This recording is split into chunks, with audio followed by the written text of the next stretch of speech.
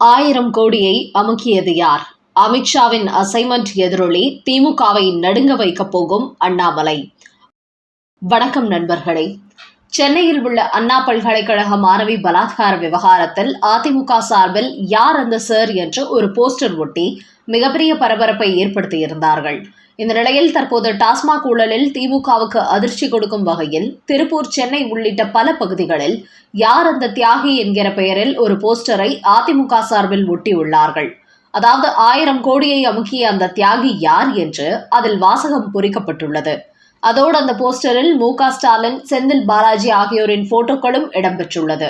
அவர்களின் பின்னணியில் டாஸ்மாக் கடைகள் இடம்பெற்றுள்ளது. இப்படி தமிழ்நாட்டில் டாஸ்மாக் விவகாரம் தற்போது பரபரப்பை ஏற்படுத்தி வரும் நிலையில் இன்று தமிழக பாஜக தலைவர் அண்ணாமலை டெல்லியில் மத்திய அமைச்சர் அமித்ஷாவை சந்தித்து பேசியுள்ளார்.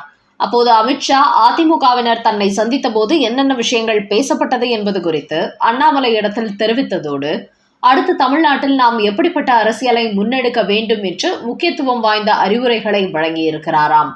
குறிப்பாக 2026 சட்டமன்ற தேர்தலில் பாதி தொகுதிகளில் அதிமுகவும், மீதமுள்ள தொகுதிகளில் பாஜகவும், மற்ற கூட்டணி கட்சிகளும் போட்டியிடுவது என்று பேசி முடித்திருக்கிறோம்.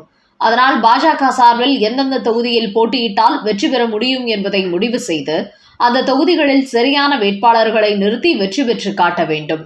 பாஜக சார்பில் 50 தொகுதிகளில் போட்டியிட்டால் 40 தொகுதிகளை கைப்பற்றிவிட வேண்டும். அந்த அளவுக்கு களத்தில் இறங்கி வேலை செய்ய வேண்டும். இதற்கெல்லாம் மேலாக திமுக ஆட்சியில் பெரும் விளம்பரம் மட்டும்தான் செய்து கொண்டிருக்கிறார்கள். எந்த ஒரு திட்டங்களையும் நடைமுறைப்படுத்தவில்லை. அதோடு ஒவ்வொரு துறையிலும் ஊழல் நடைபெற்றுக் கொண்டிருக்கிறது. டாஸ்மாகை எடுத்துக்கொண்டால் 1000 கோடி வரை நடைபெற்றதாக அமலாக்கத்துறை தெரிவித்திருப்பதோடு தமிழக லஞ்ச ஒழிப்புத்துறையும் அது குறித்து எஃப்ஐஆர் பதிவு செய்துள்ளார்கள். அதனால் டாஸ்மாகில் மிகப்பெரிய ஊழல் நடைபெற்றிருப்பது தெரிய வந்துள்ளது. அதனால் மீண்டும் டாஸ்மாக் துறையில் அமலாக்கத்துறையை இறக்கிவிட்டு மொத்தம் எவ்வளவு ஊழல் நடைபெற்றது என்பதை வெளியில் கொண்டு வந்து அதை வைத்து தமிழ்நாட்டில் மிகப்பெரிய அளவில் திமுகவுக்கு எதிராக பிரச்சாரம் செய்யுங்கள். அதோடு இதில் சம்பந்தப்பட்ட அத்தனை புள்ளிகளையும் கைது செய்து நடவடிக்கை எடுக்கப்படும். அந்த வகையில் திமுகவை அடுத்த தேர்தலில் படுதோல்வி அடைய செய்வதற்கு இந்த டாஸ்மாக் ஊழல் ஒன்றே போதும்.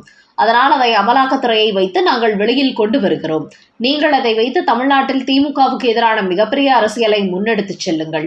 கண்டிப்பாக 2026 சட்டமன்ற தேர்தலில் நம்முடைய கூட்டணிதான் வெற்றி பெறும் என்று அண்ணாமலைக்கு பல அறிவுரைகளை வழங்கியிருக்கிறாராம் அமித்ஷா. இதன் காரணமாக அதிமுக பாஜக கூட்டணி என்பது முடிவுக்கு வந்துவிட்டது.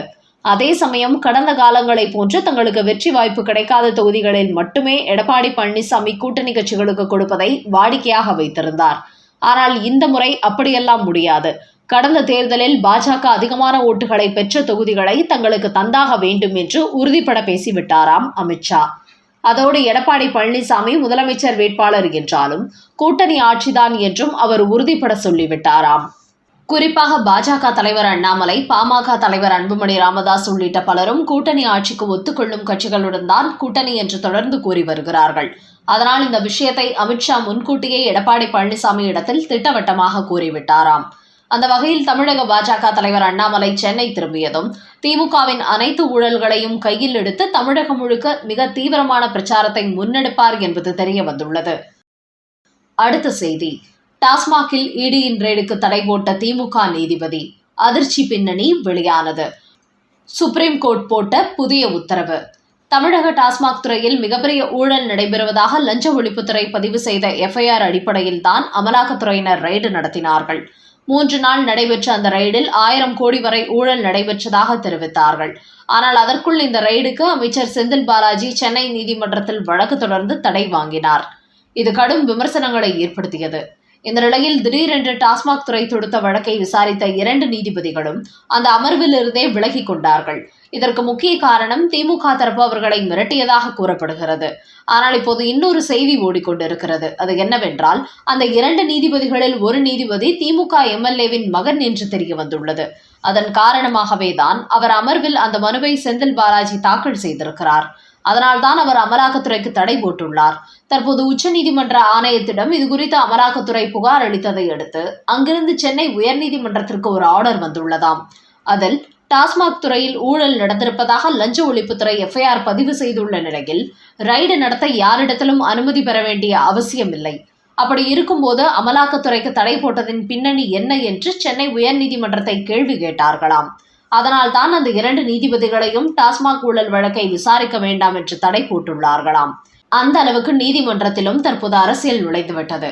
அந்த வகையில் இதுபோன்று தங்களை சார்ந்தவர்களை வைத்து திமுக தங்களுக்கு சாதகமான தீர்ப்புகளை சொல்ல வைத்து வருகிறது என்பது இப்போது வெட்ட வெளிச்சமாக இருக்கிறது. அதன் காரணமாக அடுத்தபடியாக இந்த டாஸ்மாக் துறை கொடுத்த வழக்கை வேறு நீதிபதிகள் விசாரிக்கும் போது அமலாக்கத்துறைக்கு போடப்பட்டுள்ள தடை நீக்கப்படும் என்பது தெரிய வந்துள்ளது. அடுத்த செய்தி, அதிமுக பாஜக கூட்டணியால் அதிர்ச்சி, திமுக நிர்வாகிகளுக்கு மு.க. ஸ்டாலின் போட்ட திடீர் உத்தரவு. தமிழக முதலமைச்சர் மு.க. ஸ்டாலின் திமுக கூட்டணி வலுவாக உள்ளது, ஆனால் எதிர்க்கட்சிகள் எல்லாம் 4 துண்டுகளாக உடைந்து கிடக்கிறார்கள் என்பதால் தைரியமாக இருந்தார். 2026 சட்டமன்ற தேர்தலில் நாம் தான் ஜெயித்து முதலமைச்சராக போகிறோம் என்றுதான் நினைத்துக் கொண்டிருந்தார். ஆனால் அவர் துளி கூட எதிர்பார்க்காத வகையில் தற்போது அதிமுக பாஜக இணைந்து விட்டது. இதை திமுகவினர் நக்கலாக பேசுவது போன்று கருத்து சொன்னாலும் உள்ளுக்குள் பெரிய அளவில் கலவரம் அடைந்திருக்கிறார்கள். 2026 தேர்தலில் திமுக வெற்றி பெறுவது கடினம் என்கிற முடிவுக்கு இப்போதே வந்துவிட்டார்கள். இதன் காரணமாகவே இன்று முதலமைச்சர் மு.க. ஸ்டாலின் திமுகவின் அனைத்து மாவட்ட செயலாளர்களுக்கு ஒரு அவசர சுற்றறிக்கை அனுப்பியுள்ளார். அதில் 2026 சட்டமன்ற தேர்தல் ரொம்ப கடினமானதாக இருக்கும், நம்முடைய எதிரிகள் வலுவான கூட்டணி உருவாக்கப் போகிறார்கள், அதனால் தீவிரமான பிரச்சாரத்தை முன்னெடுங்கள். பாஜக எதிர்ப்பு அரசியல் மட்டும் தமிழ்நாட்டில் வெற்றி வாய்ப்பை தேடித்தராது. தமிழ்நாட்டில் உள்ள இந்துக்கள் மத்தியில் பாஜக வளரத் தொடங்கி இருப்பதால் மோடி எதிர்ப்பு என்பதை வைத்துக்கொண்டு இனிமேல் வெற்றி பெற்றுவிட முடியாது.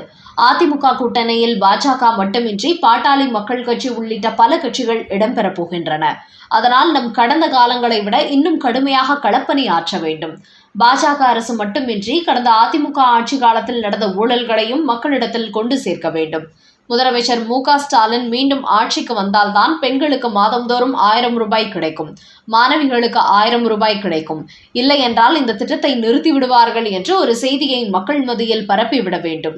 அதோடு மீண்டும் திமுக ஆட்சிக்கு வரும் பட்சத்தில் இந்த 1000 ரூபாய் என்பதை இன்னும் அதிகமாக தரப்படும் என்று பெண்கள் மத்தியில் திமுகவிற்கான நன்மதிப்பை அதிகப்படுத்த வேண்டும். அதற்கான வேளைகளில் அனைத்து திமுகவினரும் இறங்குமாறு மு.க. ஸ்டாலின் அவசர சுற்றறிக்கை அனுப்பியுள்ளாராம். அந்த அளவுக்கு 2026லும் நாம் தான் முதலமைச்சர் என்று சொல்லி அடித்து வந்த முதலமைச்சர் மு.க. ஸ்டாலின் இப்போது டெல்லியில் அதிமுக பாஜக கூட்டணி உறுதியாகிவிட்டதால் கடும் அதிர்ச்சிக்கு உள்ளாகி இருக்கிறார் என்பதையே இது வெளிப்படுத்துகிறது. நண்பர்களே, யார் அந்த சார் என்பதை போன்று 1000 கோடியை அமுக்கியது யார் என்று அதிமுக ஒட்டியுள்ள போஸ்டர் ஏற்படுத்தியிருக்கும் பரபரப்பு.